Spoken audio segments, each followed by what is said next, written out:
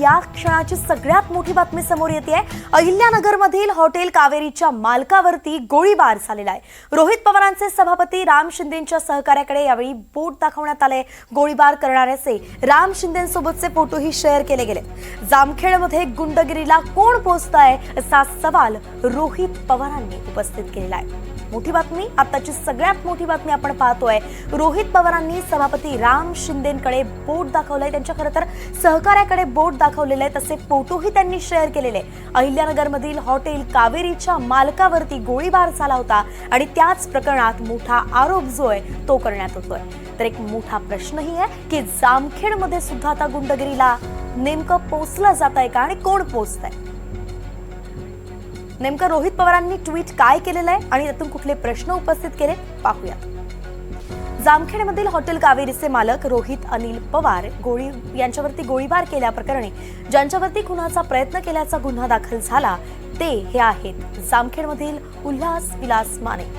याआधी त्यांच्यावरती डबल मर्डरचे गुन्हे दाखल आहेत। आता त्यांच्या पाठीशी कोण आहे हे तुम्हीच या फोटोमध्ये बघा।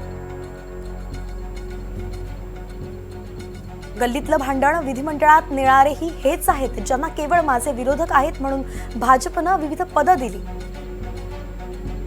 आता एवढी मोठी राजकीय ताकद पाठीशी असेल तर जामखेडमधील या गुंडांमध्ये भर दिवसा गोळ्या झाडून सामान्य माणसांचे मुर्दे पाडण्याची हिंमत काय येणार नाही आणि जामखेडमध्ये गुंडगिरीला कोण पोचतंय याचं उत्तर मुख्यमंत्री महोदयांनी द्यावं असं ते म्हणाले। प्रसाद शिंदे आपले प्रतिनिधी आपल्यासोबत जोडले गेलेत।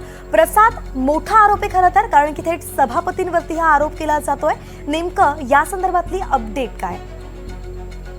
नक्कीच जामखेड असेल, कर्जत असेल, या ठिकाणी आमदार रोहित पवार व सभापती राम शिंदे यांचं राजकीय वैर हे सर्वश्रुत आहे आणि त्यातनं अनेक वेळा आमदार रोहित पवार यांनी सभापती राम शिंदे यांच्यावर देखील आरोप केल्याचं पाहायला मिळालेलं आहे। मागील आठवड्यात देखील एका नृत्यांगनाच्या आत्महत्या प्रकरणात भाजपचा एका नगरसेवकाचा हात असल्याचा आरोप देखील आमदार रोहित पवार यांनी केला होता।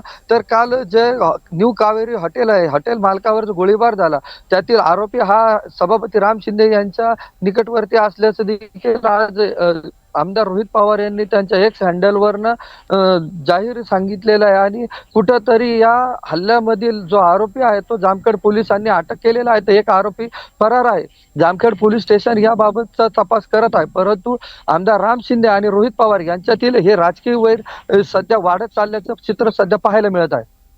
अर्थातच प्रसाद, आपण पाहतोय की राजकीय वैर वाढत आहे आणि रोहित पवार यांची आणि राम शिंदे यांची जी नेहमीच जुंपत असते त्यामध्ये आता हे एक मोठं पाऊल आपण म्हणू शकतो, एक मोठा आरोप आपल्याला पाहायला मिळतोय खरं तर, आणि म्हणून राम शिंदेंकडून यावरती काय प्रतिक्रिया येते हे पाहणंही महत्त्वाचं असणार आहे।